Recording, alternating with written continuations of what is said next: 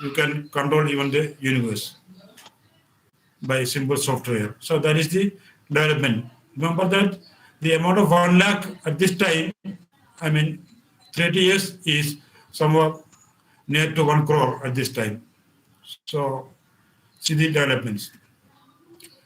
Now for this, there are a large number of or lot of sacrifices by numerous legends, many of whom we don't know. We know only very, very limited number of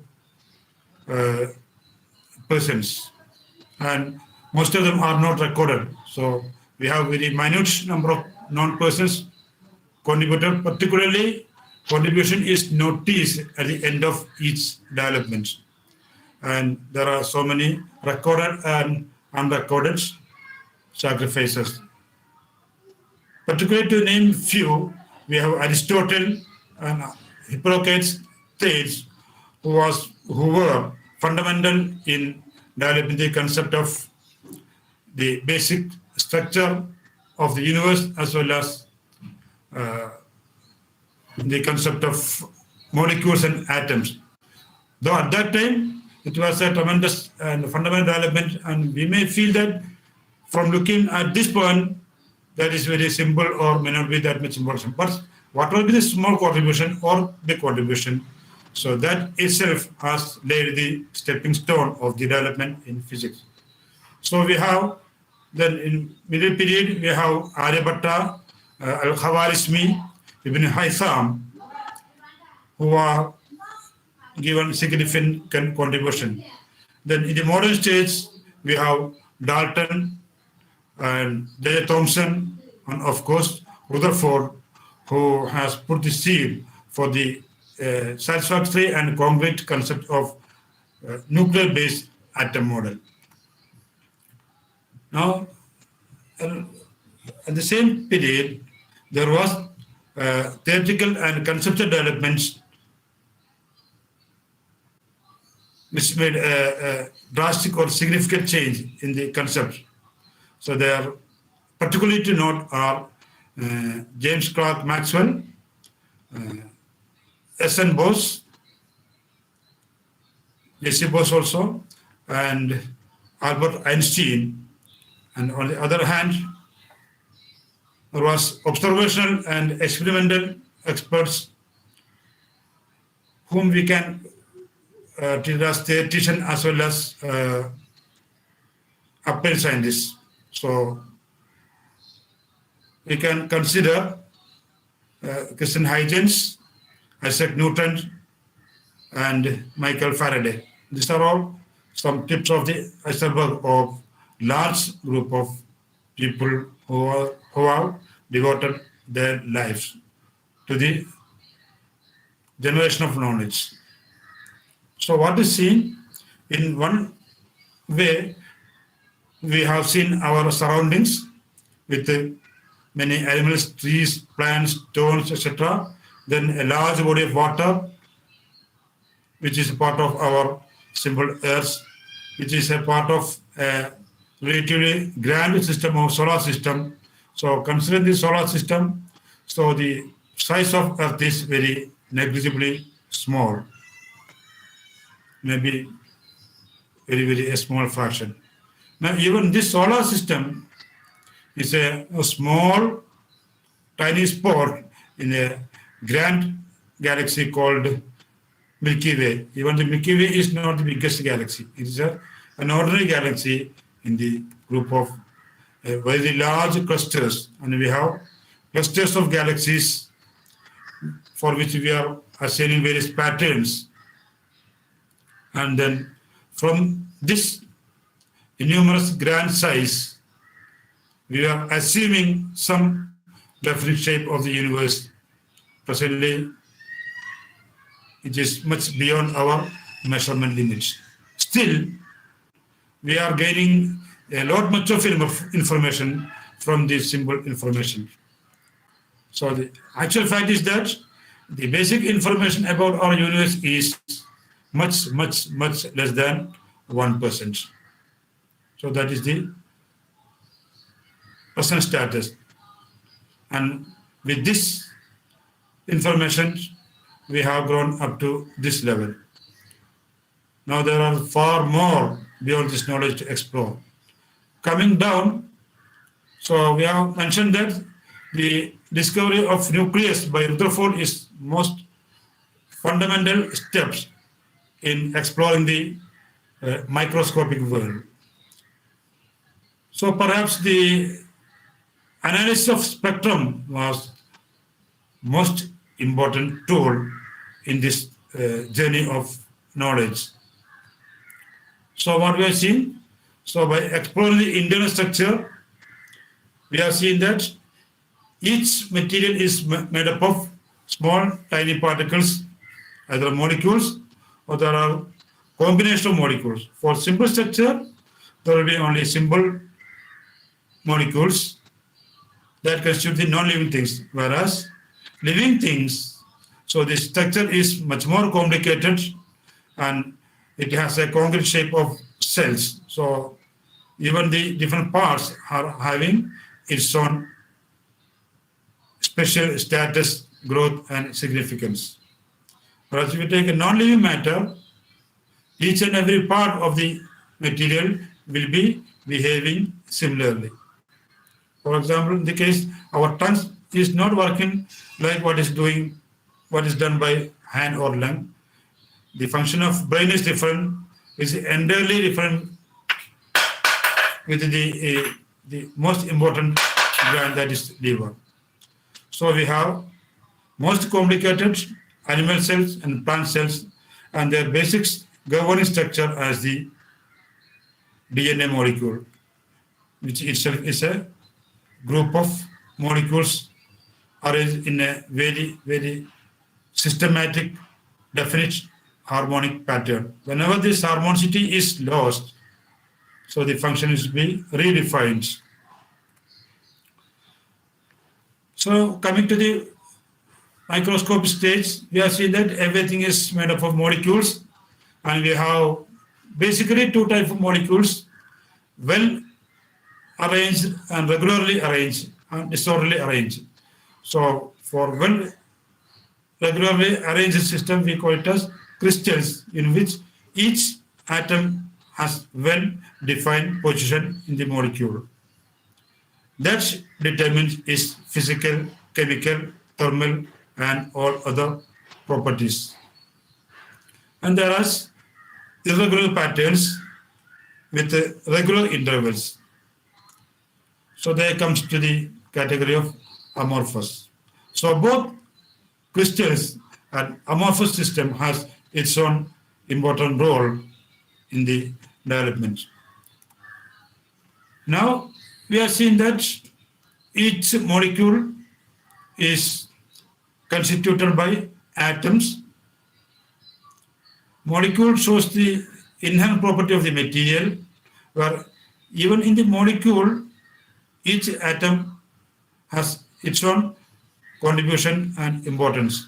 The behavior of oxygen molecule is different in the water molecule and alcohol, and is still different in the case of carbohydrates. So the number of proton basically determine the basic property of the atom. So in order to balance this, we know that the number of protons and number of number of protons and number of electrons are equal, but the core is constituted by heavy protons supported by neutrons. And whereas the small or tiny electrons revolving around the nucleus, just like the solar system in which the planets revolve around the sun, which is much, much massiver than this. In fact, there is a balance of center of mass, but due to the heavy mass of the nucleus or solar system, we feel that the electrons or the tiny particles are revolving around the nucleus, whereas the center of mass is situated within the nucleus. This is a particular system of stability and harmony.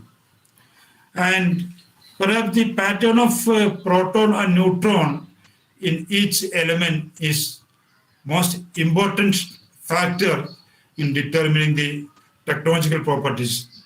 Though we don't know the pattern of technology expected by or commented by each and every neutron, but now we know that the neutron is most important contributor in development of technology, particularly nuclear reactor and then radiation therapy and so on. Now we have come down to the matter, to cell, then molecule, then to atom.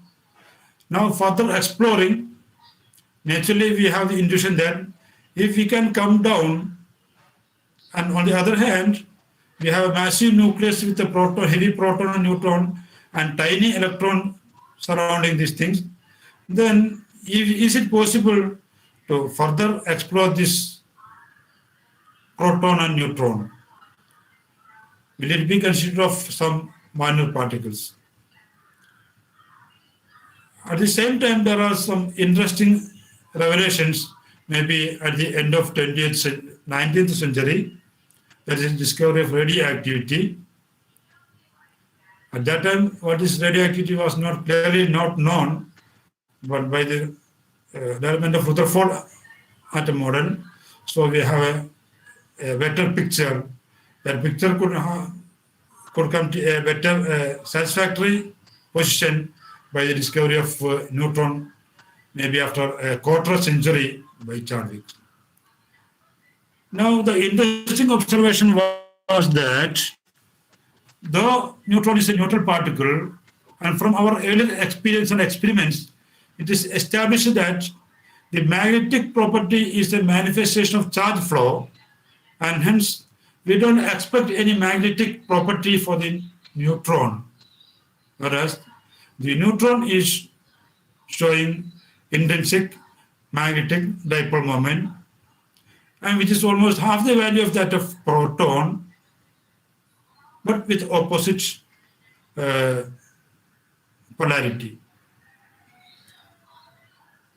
So this observation, as well as the induction, led to the conclusion that then there may be some internal structure for this basic constituent proton and neutrons.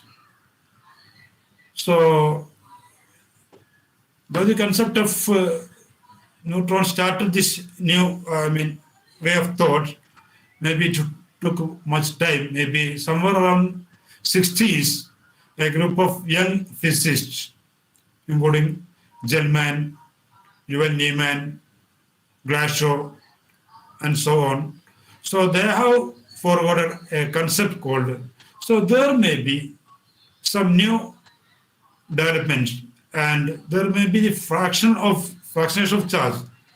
We define the minimum or smallest unit of charge is the 1 unit of charge as charge of electron or proton, but there may be still fractionation possible.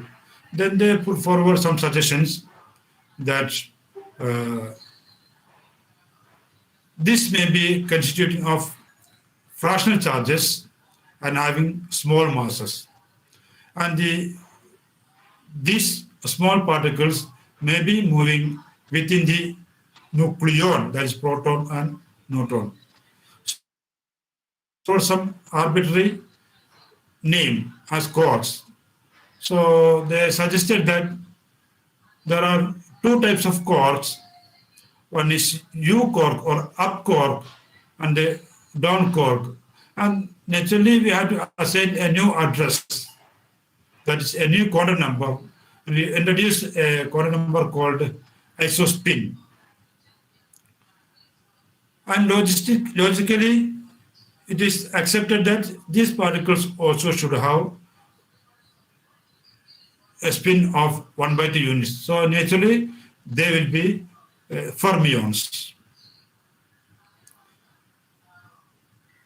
By that time, this 1950s and 74s, it was the era of development of new types of particles, with the help of many types of detectors, particularly the bubble chamber and spark counter, as well as uh, photographic immersion plates.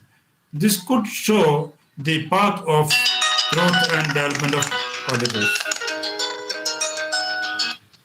Hello? Thank you. Correct,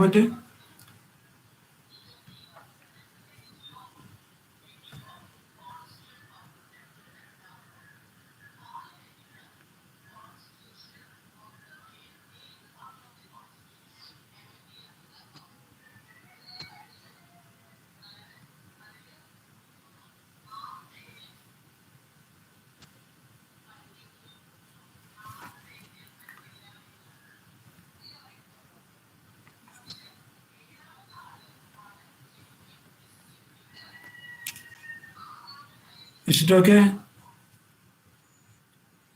Can you see the slides now?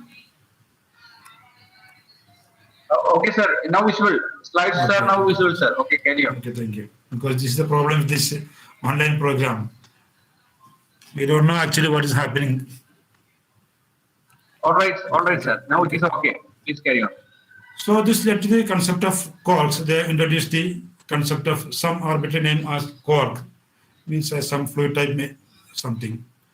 Now by that time, this 50s and 60s, maybe up to 74, was the year of detecting new types of particles. And it was interesting to note that some of the birth and decay of some of the particles are totally or entirely different from the concepts we have developed. So these particles are identified as strange particles, which the same particle shows different nature of decay as well as different half-life, which are much different, very, very short, relatively longer half-life of the order of 10 even. So they introduced some new concept. So there may be a third group of particles. So they assign a codon number strangeness. Accordingly, they introduced a new quark called strange quark. Now, interestingly, with this development of these three quarks, that is up quark, down quark, and strange quark, they could interpret almost all the particles detected till that time. So by exploring to the macroscopic to microscopic, so we could see a very beautiful and interesting coordinated pattern. So this led to the concept called cosmic universe, which is that, so as you open a new and new folders, you will get new information, and further it opens new avenues and scope for further internal investigation. Okay. I'm sorry, this mismatching.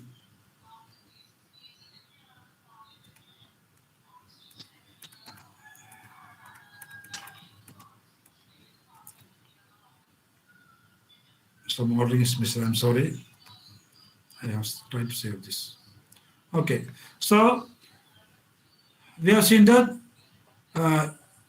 each and every particle observed by that time could be assigned in terms of these three fundamental chords, that is up, down, on strings. Now by that time, we have tried various types of grouping so that we investigate the similarities and variations in each case. So we have basically identified two types of particles. One is called fermions and bosons fundamentally, and the other type of particles which are called leptons.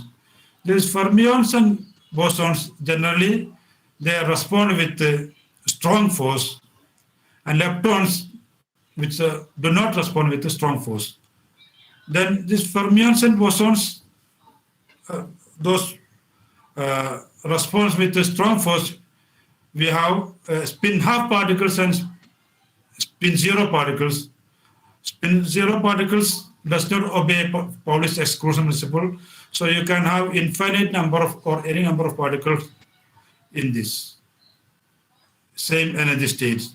So they are identified to be basically pions, kaons, then eta mesons, and they have a particular decay forming these leptons and other fermions.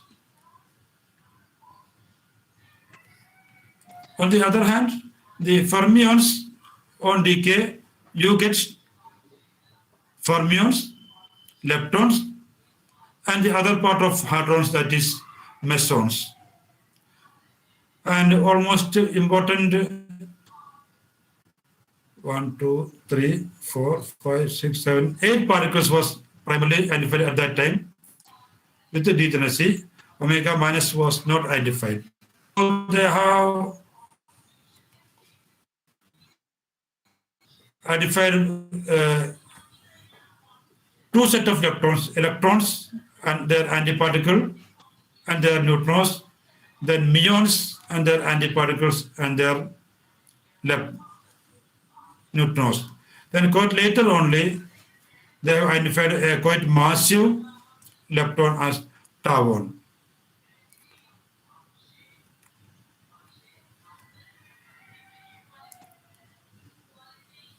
So we could classify them in terms of their electric charge, spin, parity, isospin, and other quantum numbers. So the mesons, they could beautifully arrange in terms of their fundamental properties, that is called isospin projection or isospin component and strangeness. And now it is seen that this set of particles constitute eightfold symmetry, which their antiparticles are accommodated within this. Accordingly, this chi plus has its antiparticle as chi minus, chi zero has its antiparticle by chi minus, chi zero has the antiparticle chi zero bar, which seems to be identical particle decaying with different half-life on their constructive and destructive interference. So automatically they got charge patterns, +1, 0, and -1 pattern. So they could see a correlation between strangeness, charge, and isospin. And similarly, the other non-particles, at that time omega was not discovered.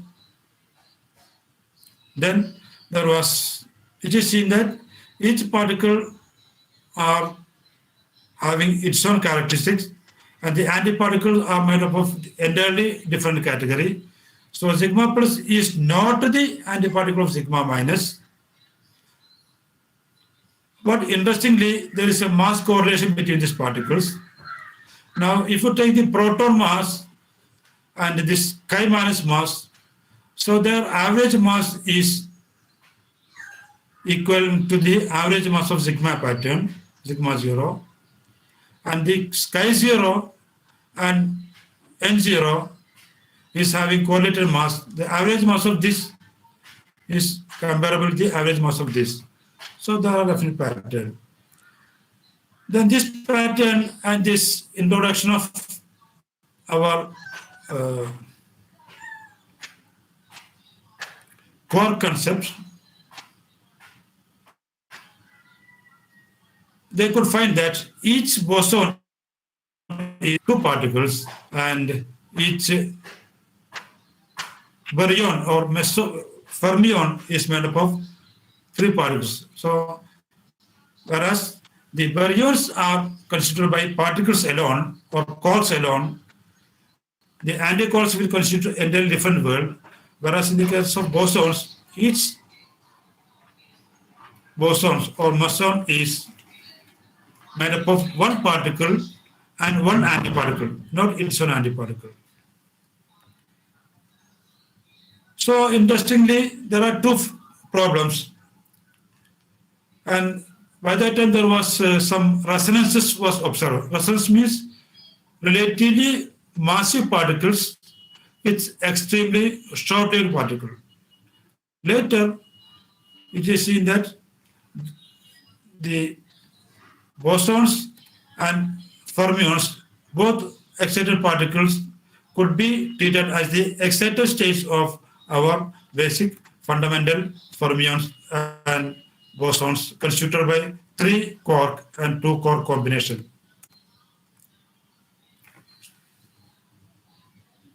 So basically we had 3 sets, that is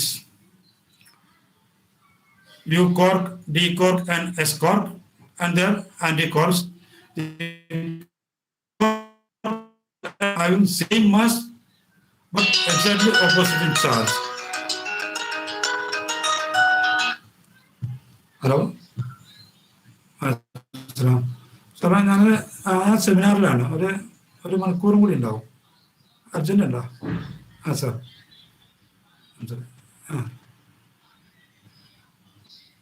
കുഴപ്പമില്ല. Okay okay okay okay okay okay thank you.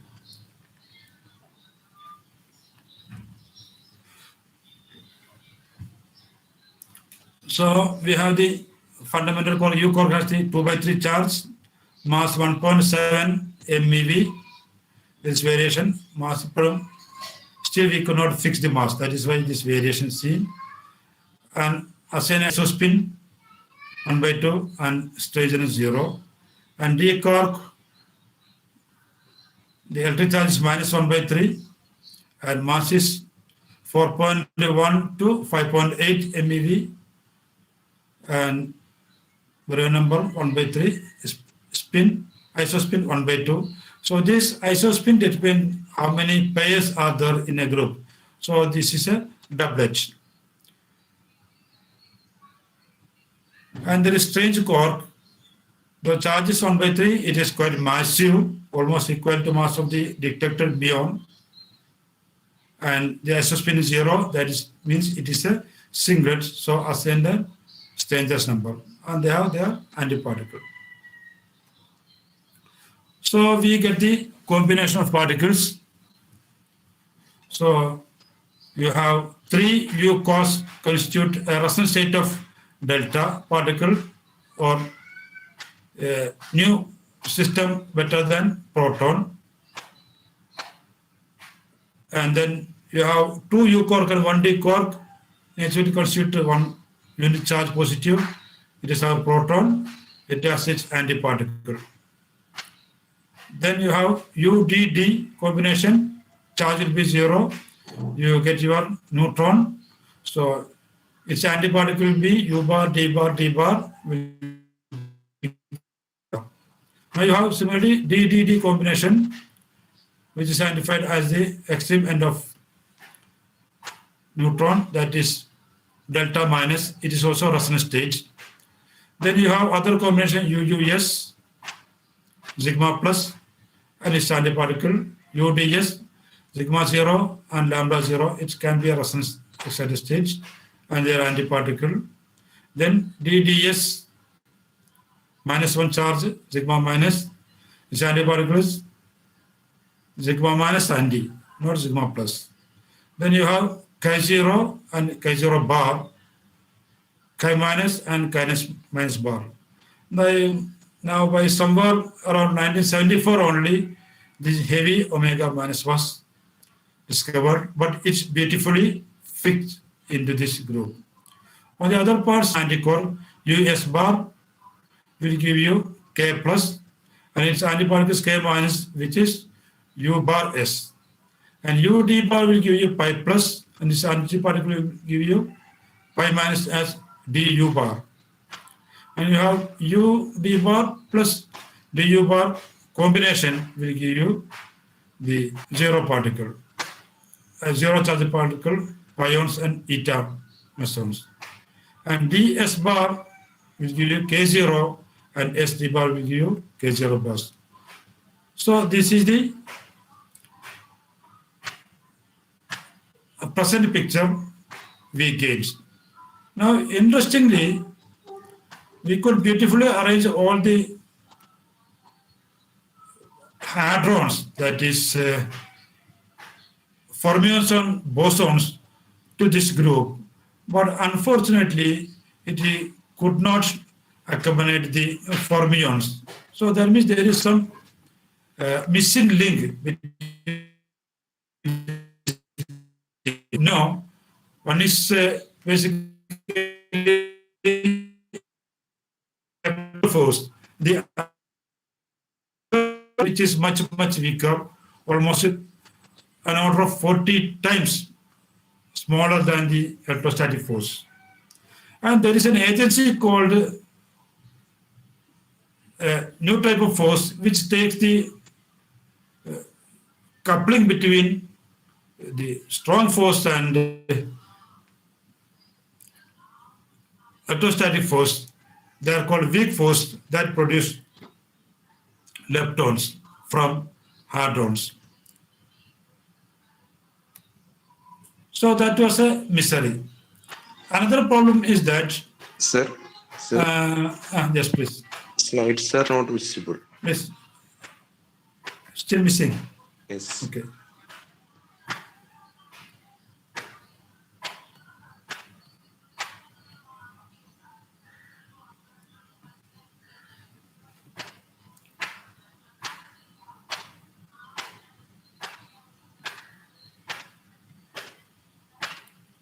No, okay.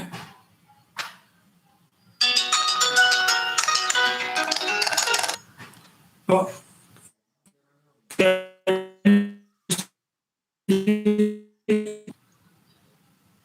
Sir, still not visible, sir. Slides are still not visible. Okay. I think there is a problem of link, weaker link. That's why it is.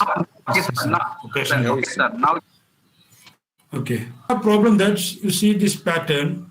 So there are 3 s quarks in the same particle and 2 u quark in proton, 2 d quarks in neutron. Being fermions, which are supposed to obey, that means there should not be 2 particles in the same state.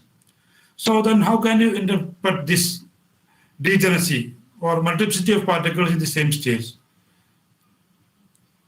Whereas if it is the case of resonance, we can straight away treat them as the excited states or excited energy states. So this open up no way of thinking. So one way is that, so though we say that there are 3 s quarks, so these 3 s quarks may not be identical. Or if you have 2 u quarks, these 2 quarks may not be identical.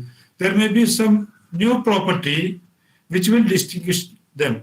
So they introduce a concept of color. So they introduce a concept called color quark. So each red U, S, and D quark are raised in terms of new quantum number called color. So they introduce a concept of color, red, blue, and yellow. It's an arbitrary naming only. There is nothing directly to this. So that the combination will give you a colorless nature. That may be the reason. So in S combination of quarks, omega minus, so one S will be red, another S will be blue, another S will be yellow, or the antiparticle.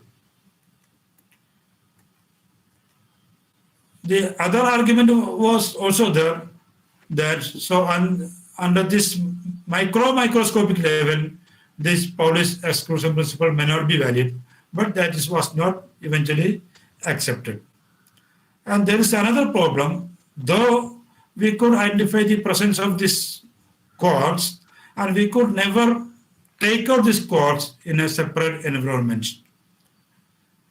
So then how do you explain this existence as long as you cannot take them out?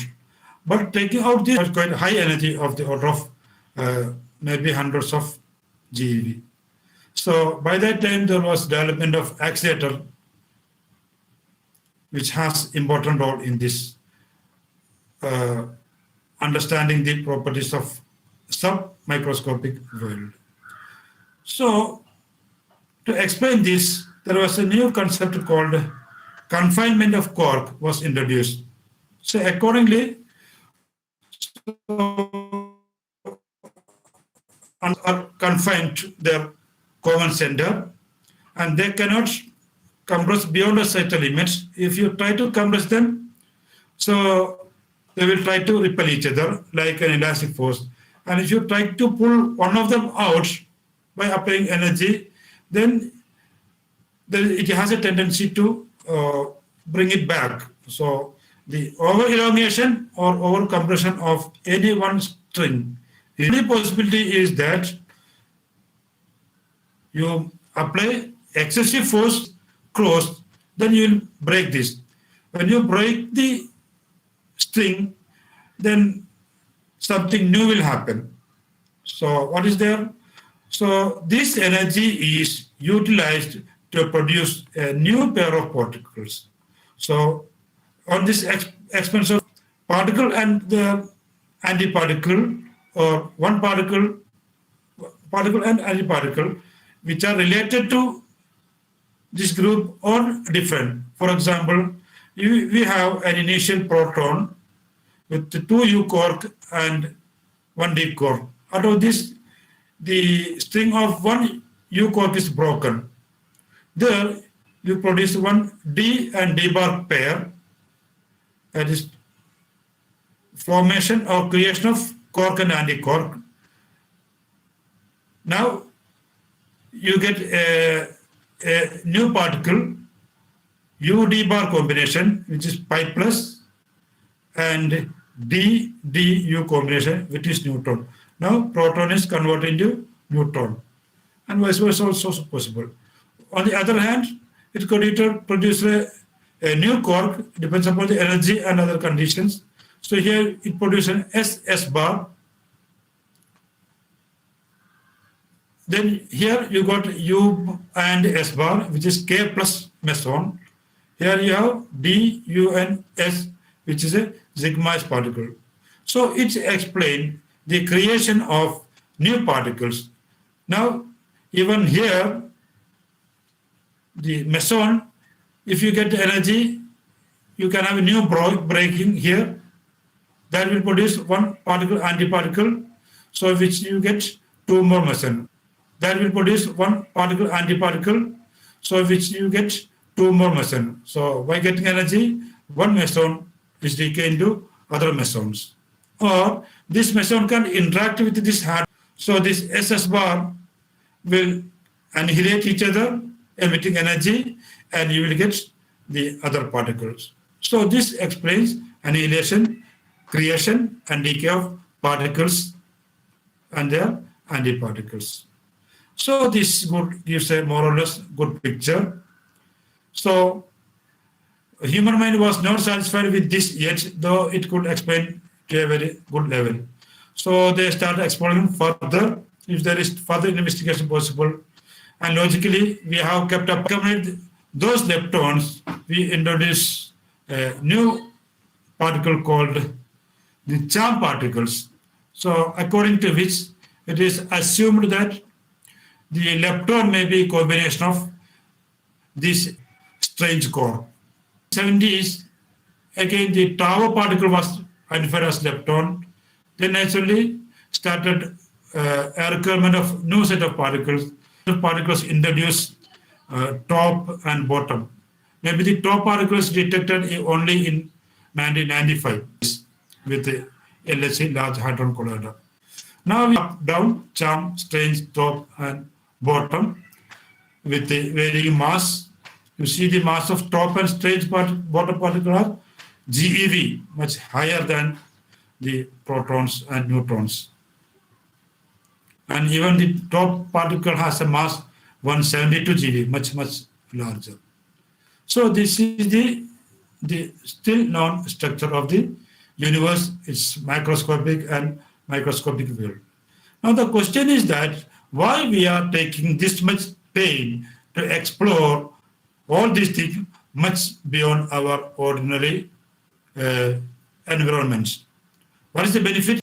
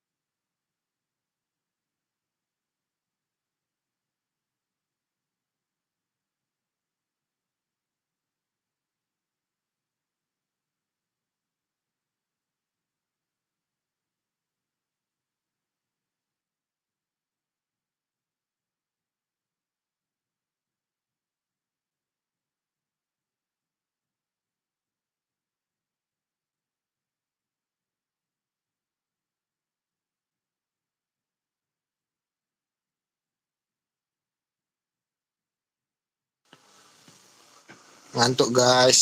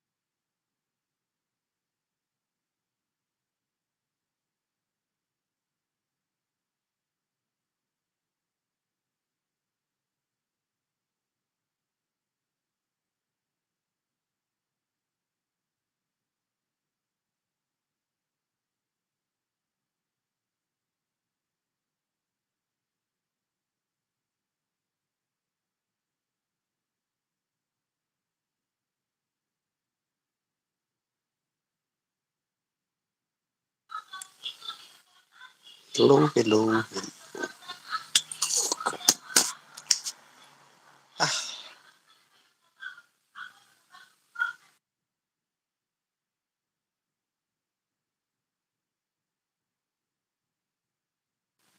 Lestari.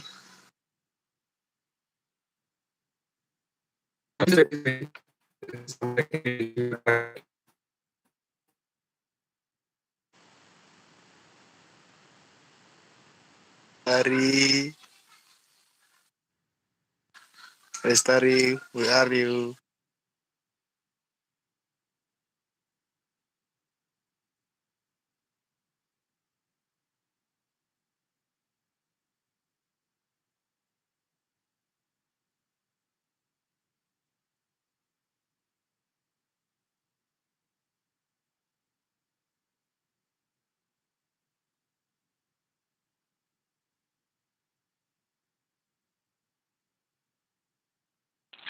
Thank you.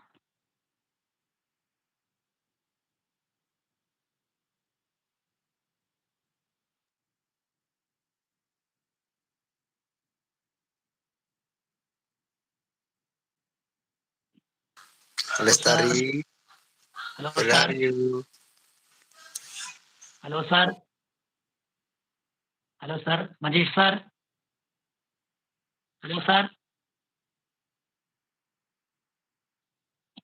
Sir, feedback link को ना एक sir. Link को ना एक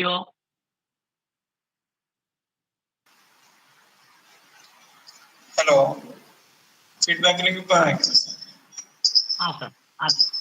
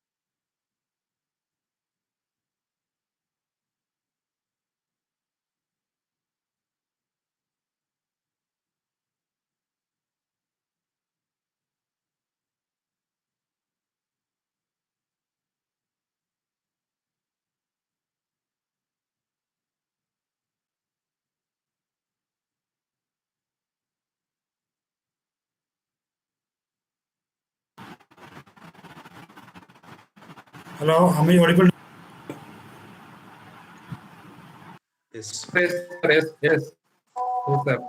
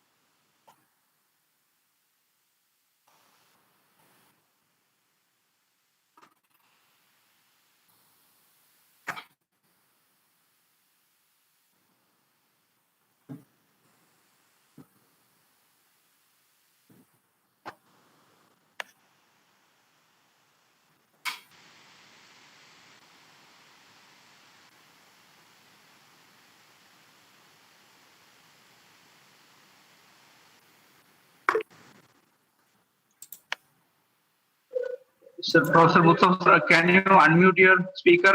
Unmute your speaker. I have unmuted it.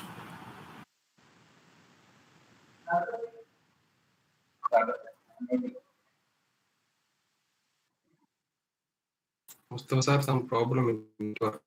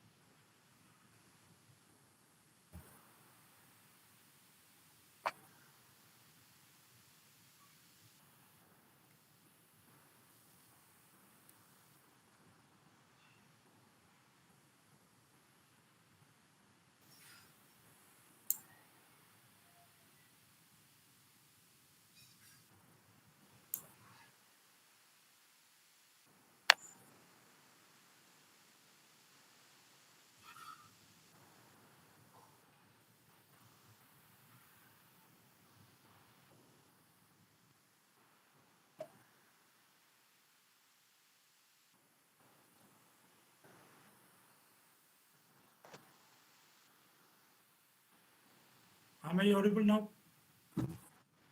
Hello? Yes, sir. It's audible. Yes, sir. Audible.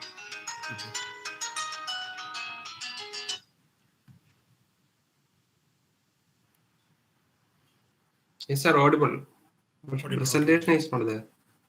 Yeah, I'll just make it because Presentation കാണുന്നില്ല. okay. I just restarted it and joining only because I had to stop and exit and come again.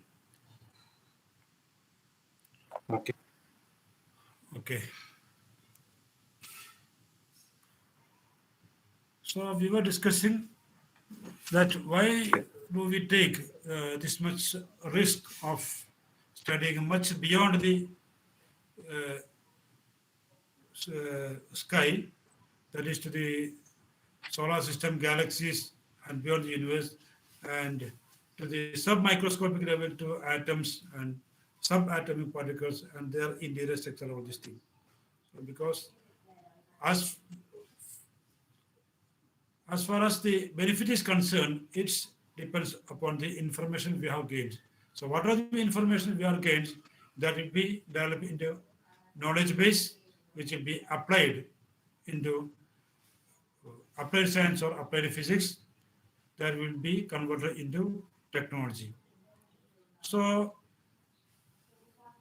the service done by physics to the society is, numerous or unlimited or infinite. So perhaps our food system as well as health system are the most important factors in utilizing this. So in this health system, we have various types of diagnostics and therapeutic systems, which are much familiar, just including nuclear medicine, radiation therapy, MRI scan, CT scan, and all these things. On the other hand, even the property of the tablets, material property is fine-tuned by the knowledge of the basic property of matters. On the other hand, in order to understand our origin and existence, we have to explore who we are and how do we come into existence, what was our origin.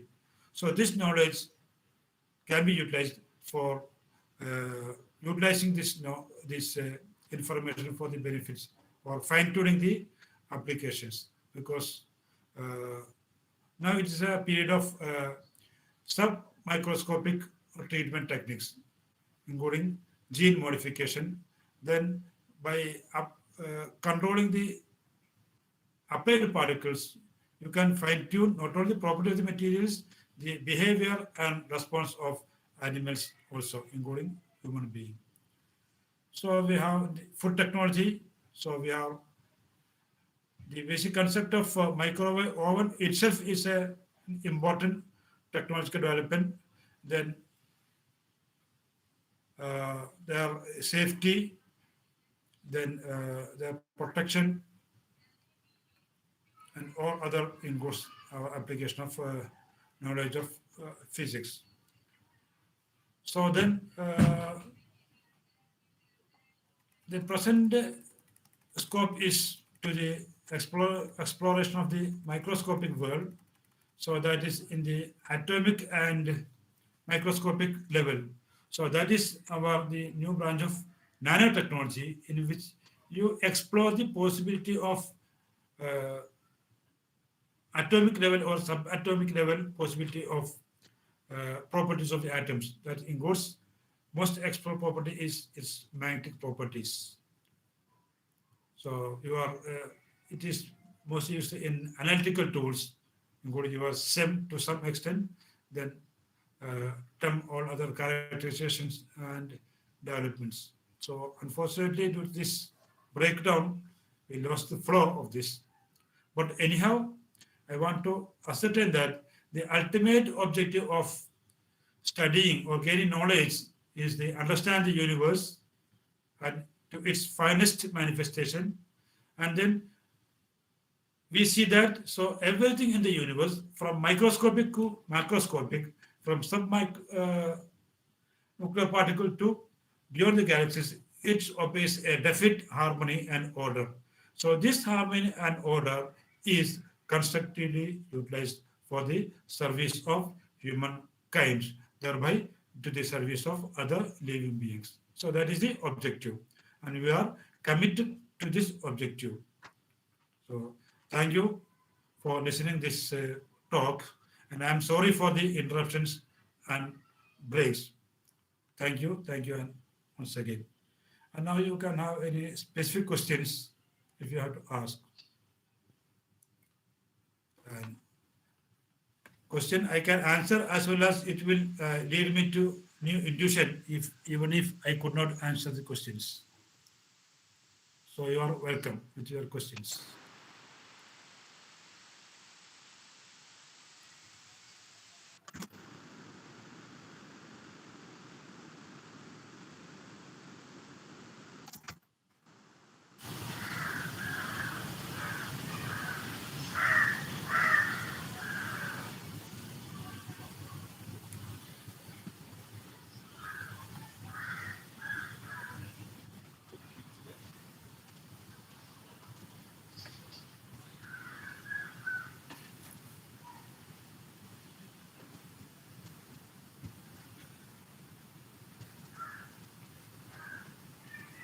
Hello? Hello? Hello, sir. Please. Sir, questions are coming. They are writing. Okay. I cannot see anything on the chat box. Sir, they are coming. It's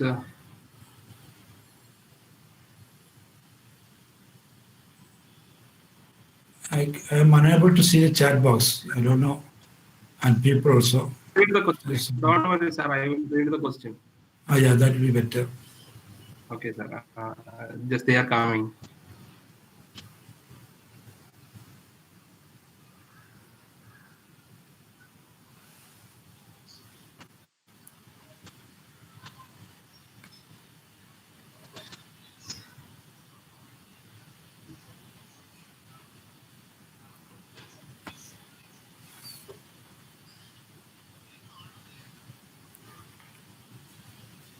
This is the major problem with the online seminars because we cannot see the face Yes, sir. directly Yes. and we don't know what is their actual feeling and expression.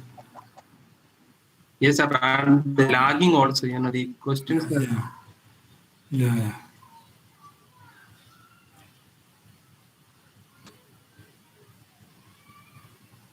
Sir, more people are watching in YouTube live. Yeah, maybe.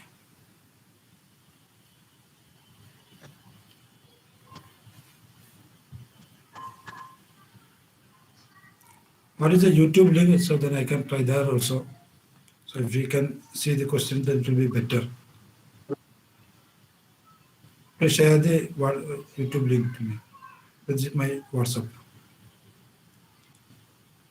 Okay.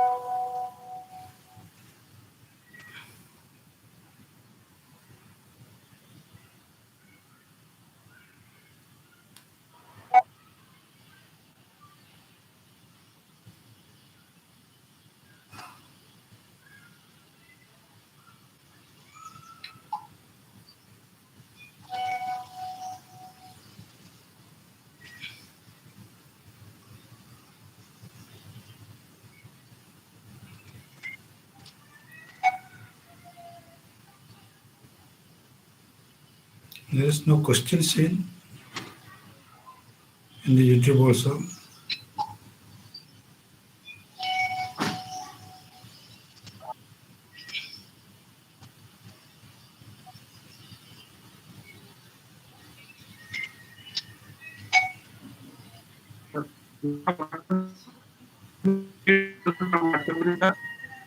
Pardon?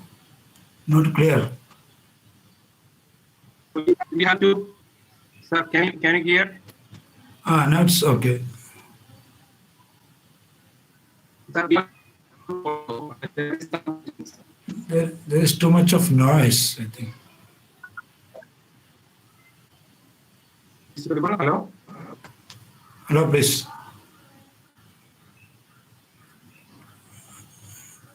I don't know. I could not. Why I could not see any chat. Hello, sir. Hello. Please. Please. Chat box. May I read? No? Hello. I mean, not properly audible. Only a broken voice only.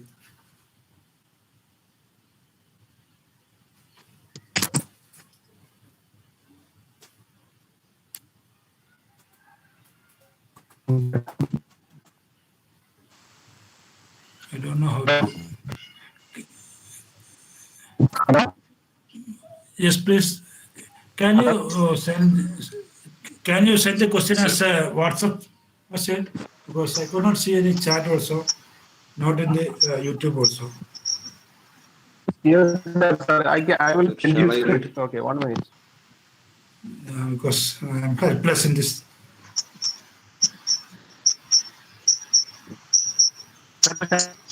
Hello. Please. There is too much noise. Question. Yes, sir. Wait. Okay. One question from Abhirami. Yeah. We have seen the journey physics and it's a great mind. I'm not getting the clear voice. It is broken voice only. It will be better if all other people mute their mic. So that's why it is noisy. That's why even myself was put off the video. Okay. Did you read the question once more? Yeah, no, it's okay. It's okay. May I read it? Yeah, please. Sir, first question. There are many questions. Yeah. What are the advantages of nanoparticles in agriculture sciences? All right. The nano technology means it is the utilization or exploitation of the benefit of material property in the nanoscale. So in the nanoscale, basically the material is showing almost its entire minute molecular or atomic property. So the atomic property individual governs the exact energy levels of each and every molecule. And the energy level of the molecule actually decides the immediate property of the complex molecule or living molecule or non-living molecule. So by inducing and introducing proper atoms and molecules to the plant, you can fine tune its growth. So for example, for the proper growth and fruiting, so it needs say magnesium, and for development it needs potassium. So you can prepare fine trace elements. Again, this whether it is potassium or calcium or any other atom, we don't introduce as an atom. We introduce as a trace element in an organic molecule. So we can well define the structure and property of the organic molecule by which the effect of this atom is easily transported to the plant. So that is one of the most important scope of nanotechnology in agriculture. So we have a lot of, a long way to go to this level. So we are simply exploring the basic properties only. So nanotechnology is not that much developed to that extent. It is much more explored in the pharmacology and pharmaceuticals. So that is why these new medicines, which fine-tuned property, is designed and developed in the field of pharmacology.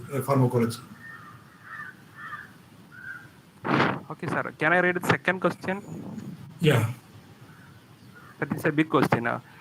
We have seen that the journey of physics and its service, a set of insights from great minds played a role.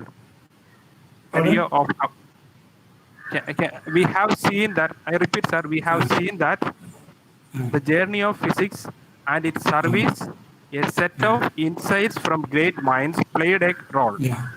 Yeah. Right. But in present scenario of commercialization, the minds of this world are distracted to use physics for destructive purpose or with making money in mind. With this Yeah. as backdrop, is there a possibility of the much awaited unified theory of everything coming into existence in near future? That's a question Yeah, from that is Abhinav. that's a very interesting and important question, because now the basic objective of science is the service of mankind. Now we are developing various tools and equipments for making our life easy, better, and prosperous. But whatever the tool you are getting, it depends upon your mindset on how to use it. So if you have a knife, even, so you can use it for a lot of good purpose services. At the same time, you can use it for even killing another fellow brother or even mother. You see, the best example is nuclear power itself. From the concept of atom bomb, so basically nuclear bomb. So what is so you can extract a large amount of safe energy, perhaps the safest energy relatively. So from 1 gram of uranium, natural uranium, you will not enrich. From the natural uranium itself, you can have 1 megawatt power provided for the entire day, whereas this was basically used for destruction of an entire human society in Japan. So that is a pathetic situation. And the commercialization means it is the exploitation of others for personal interest or group interest. So that is prevalent. So the only way that we make awareness and make people sensitive and sensible, so to some extent it will work. On the other hand, it will be used for the destructive purpose. So what will be the development? So even the radiation, even the mobile phone, it is using it to cheat the people. You see the information technology development. So the scope is infinite, but the exploitation is also growing proportional to that. So that is a pathetic situation. So we have to create a society with lovable and committed mindsets. So that's the only way to this. Okay, sir. The next question is is gravity actually a force? What makes it always attractive? See, actually, we have very, very limited information about the gravitational force, because it is very, very, very weakest force. So we are not in a position to explore the finite property of this gravitational force. So if you take the microscopic level, so that microscopic mass, so all other force is totally covering the influence of this gravitational force. That's why we could not explore this. So that's the fundamental property. That is why still we are weighing so many ways to explore this. That is this, what is the latest experiment on what to say? That is a gravitational energy is ejected in the form of gravitational waves. So that is still much far away from our control. So we hope that maybe within few years, or maybe within few years, or maybe hundreds of years, it will also come into our purview, so that we can interpret all this strong, weak, electromagnetic, and gravitational force into a single entity, in which each force is the manifestation of one another on particular situation and environment and conditions. Next question is, why do we lacking to develop technologies as the nuclear fuel for vehicles? It is from Periyasamy Nagappan. Yeah, the problem is that so it is used for the submarine. For ordinary vehicle, the problem is that the energy released per unit amount of uh, material is very large. So under ordinary situations, so the safety mechanisms to protect the, explosion or destructive effect of this process in which the radiations are coming out. So this safety mechanism make it costly, and hence it is much beyond our ordinary transport like facilities. You see, for example, take the case of radiation therapy system.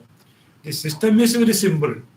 The only problem is that by producing the radiations, it is capable of contaminating the entire environment. Even if you target one tumor, the neighborhood is also affected. So you have to be so fine-tuned and careful that the focusing of energy should be confined to this microscopic limit. So for that, the 99% of the expenditure and cost is for the safety measures. And with the other is very less. So by utilizing the existing energy resources, so fuels and even solar, this will become much more expensive, and hence it is not lucrative and advantageous. So the compromise is whether it is beneficial and make it lucrative compared to the present technology. Maybe within few years, there may be some alternative technology will be developed. Sir, I have a question. Please. Yes. What changes make Rutherford experiment in the field of science? Yes. Pardon? In your opinion, what This is true. changes make Rutherford experiment in the field of science? Rutherford. Yes. Yeah, Rutherford experiment is the most important milestone in understanding the basic structure, constitution, and property of the atoms, from which the development of physics is, it was a sudden burst of development. So that's made the, all the material modification, fine-tuning the property of the materials, semiconductor development, then our radiotherapy, nuclear medicine, nuclear power, then understanding the universe, etc. That is, the root cause is the understanding of the basic structure of the atom in terms of nucleus and electrons. So thereby you can exploit each and every particle, even electron, neutron, proton, and the resultant radiations. Okay? That is why I treat it as the most important milestone. Yeah.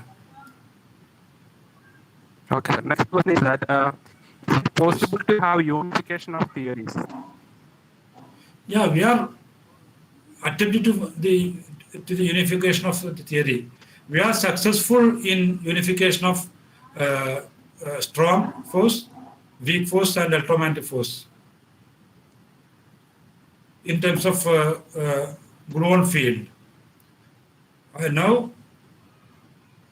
we are trying to accumulate these gravitons also into this category. So to some extent, mathematics is somewhere near the standard unification model. We hope we can, and definitely we can, but We don't know in immediate future or long future. So it is the role of you youngsters. Particularly, the important development is contributed by younger people. All these people has given their contribution primarily in their younger age, particularly 20 to 30. So optimistic on our younger generation.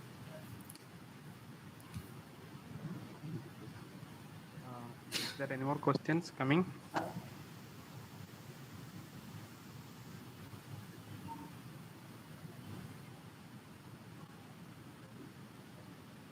If somebody want to ask question, you can ask right now or post in the chat box.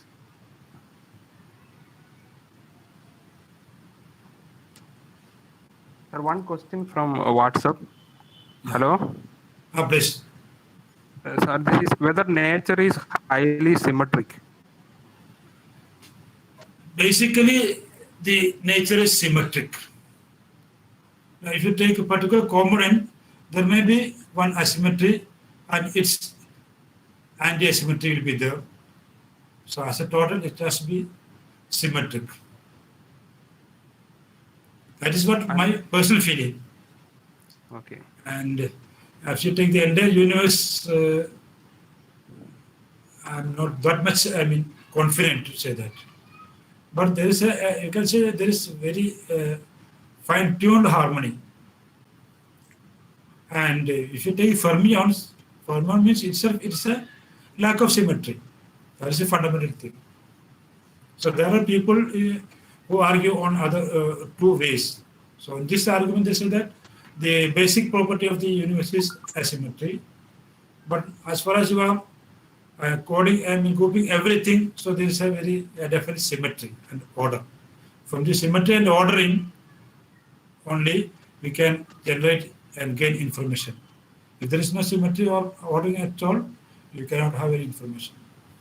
So even the knowledge of sub-microscopic world, it is developed from the concept of symmetry only. That is, say SU2, SU3 symmetry, etc. The next one is why Voice broken, audio broken. Repeat, please. why we call some particle are fundamental? Some particles are? Hello? Some particles are? Fundamental. Yeah, fundamental particles means earlier we assumed that these proton and neutrons are electrons are fundamental particles, thereby the entire matter is created. But now we see that, so there are some more deeper particles in which even these particles are again constituted by the other particles. Now actually what is the basic units of particle that constitute the universe and materials? So that is the fundamental particles. The ultimate fundamental particle is the real basic particles. Now we are saying that these are the fundamental particles at this period only. In the next generation, maybe the U-cork it also will have the fundamental particles. Now there's interesting, relationship between mass and energy and fundamental particles. You see, the actual mass of any material is not the actual amount of matter contained. It is the energy, free energy available and the energy contained in this. So that is the importance of Lagrangian, where the kinetic energy minus bound system is the available energy in the form of mass. That is why you have very light quarks of few MeV, 5 or 10 MeV, or maximum energy of strange quark is 1 or 2. That's it. For neutron proton, if you add together, you will have only 10 MeV, but actually the mass of proton is 935 MeV. Okay. So Okay, sir. that is the, now naturally there is a possibility of further dividing the particle, but you need energy of the order of TeV, which was proposed by our E.C. George Sudarshan. Okay. Sir, can I have more questions? Yeah, I'm ready. Okay, sir, I read this question. Yeah, please. Due to gravitational force, objects are stand or move enough, like particles in air flying, because and gravity force is less on it because of its mass. If we increase gravity power in reserved area artificially, can we attract CO, means carbon monoxide, CO2, NOx, SOx, as a solid or sediment as solid mass? Now, the problem with the gravitational mass is that only the mass, what we mean, is the agency of this, that depends on the strength of the force. So, if you try to attract carbon monoxide, on what basis we can attract them? In terms of its mass. Now, so that even the hydrogen alone, but hydrogen molecule is massier than carbon monoxide. So on the mass of that much mass, you cannot, make them solid. You have to use some other way only. So that is the fractional distillation method is much more useful. Gravity cannot be used. So even the Sir, I think molecule be neutral, it is not due to the gravitational force.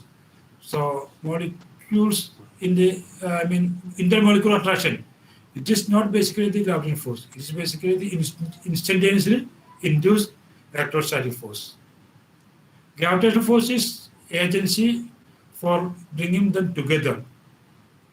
So what will be in the neighborhood, that will be coming together and becomes a single cluster. You cannot distinguish between this carbon monoxide, oxygen, and hydrogen like this thing. That's the limitation, right? Yes.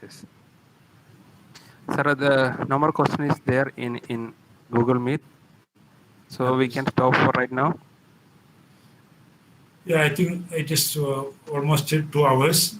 Yeah, it's almost. If there's a fundamental, interesting question, I can still answer one more question because questions will induce my thinking process. That is the most important thing I see, rather than answering the question. Okay, there are more Okay, comments rather than questions. Yeah, comments. Is appreciated in whatever be the way. Okay. That will not contribute to any. Knowledge development. But they are giving more comments. Very educative and informative session. Thank you so much, sir. Like that. That is enough. Thank you. Okay. Sir, and I hand on mic to Mr. Sajjad. He will give some words. Yeah, please. Thank you, sir. Once. Thank you. Hello, Sajjad. Hello, sir. So, good morning, one and all. As everyone, I do feel like it was a fruitful experience to be a part of this webinar.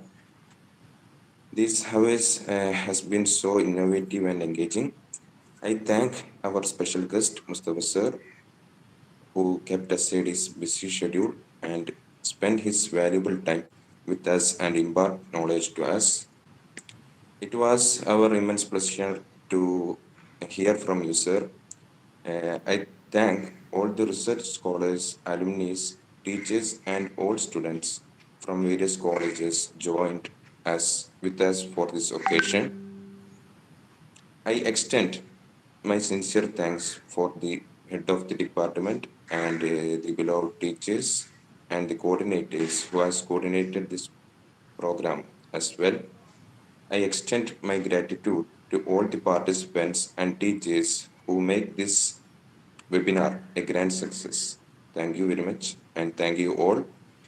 We will meet in the next program. Thank you. Thank you very much.